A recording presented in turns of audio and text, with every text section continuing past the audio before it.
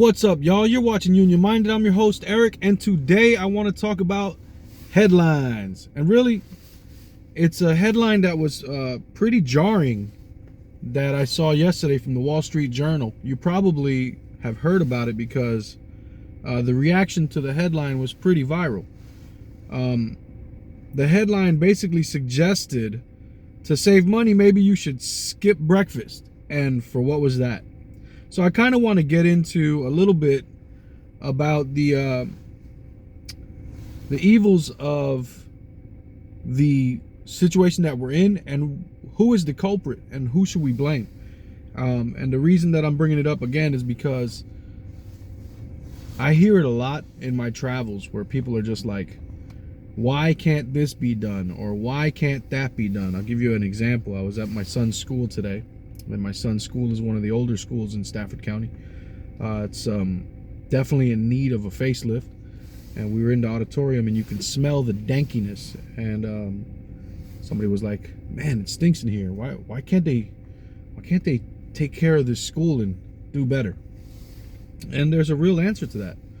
And you hear, why is everything so expensive? And there's a real answer to all of those things. Before we dive in, though, hit the like button, hit the subscribe button, ring the notification bell, drop some comments, share the videos.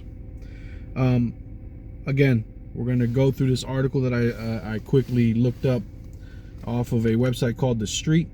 And let's just dive in and I'll give you commentary as we go. The Wall Street Journal's article about skipping breakfast is not going over well. Thoughts and prayers to Gabrielle T. Rubin, who was the author. This article is put together by Tony Owusu. This is from 3 hours ago. Gabrielle T. Rubin can't be happy right now. A screenshot of a Wall Street Journal article he authored on February 15th is making the rounds on social media, and admittedly, it's pretty cringeworthy. So they shared some screenshots from some Twitter accounts, and this one is from James Melville. It says, turn the heating. He retweeted the Wall Street Journal front page that says, to save money, maybe you should skip breakfast. That already, I saw that and I was like, really? That's where we've come to? This great land of ours. So instead of having regulatory agencies regulate the amount that people can charge you for goods, we're going to say, hey, maybe you should skip breakfast. After, by the way, for as long as I can remember it being drilled into us, breakfast is the most important meal of the day. Breakfast is the most important meal of the day. You're breaking the fast of the overnight, so it's very important that you have a good breakfast. James Melville writes, turn the heating off, limit your traveling, don't use a gas stove, stop eating red meat, and now skip breakfast. It's all a bit Dickensian. The headline makes it seem as though the article is an opinion piece making a reasoned suggestion for denying oneself the most important meal of the day to save money. But in actuality, the article is 250 words documenting the year-over-year price increases of breakfast staples like orange juice and eggs. But why are the prices going up? That's the thing that we have to really hone in on. What is it? What is the driving force that is making the prices go up? Now, there'll be a lot of different people that'll tell you a lot of different things, and there's a lot of different narratives. One of them is that it's inflation. We gave away too much money during the pandemic, and it caused prices to artificially go up for supply, and so companies have to charge these exorbitant amounts of money in order to make their money back. I don't buy that. All right, so let's keep reading. It's a benign article that takes no objective position and makes no comment on the cost-benefit analysis of starving oneself to make ends meet. But the headline is red meat for the culture war that rages on social media every day, which is true, and the culture war is fed to us on purpose. Let's keep in mind that these social media companies that we all have accounts for, they're multi-billion-dollar companies as well. It serves them also to have us at each other's throat. All of this is a facade to keep us from really honing in on what the true culprit is. So John Kennedy is a senator.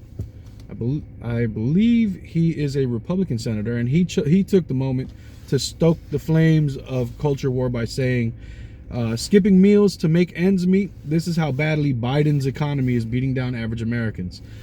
It's always the red-blue fight and argument, right? House Judiciary GOP tweeted out, How the left thinks you can combat rising prices in Joe Biden's America. Just skip breakfast. Just get 2 jobs. Just don't retire yet. This is all very rich coming from any political parties, but especially the right-wing political parties who are bold-faced in their sellout of the American people to corporate interest. Bold-faced in their sellout. But this sellout happened much, much, much longer ago than any of us really realize. The irony of these tweets from Republicans, of course, is that John Kennedy's Republican Senate colleague Rick Scott from Florida is currently in the news as an example of Republicans' decades-long mission to eliminate Social Security and Medicare.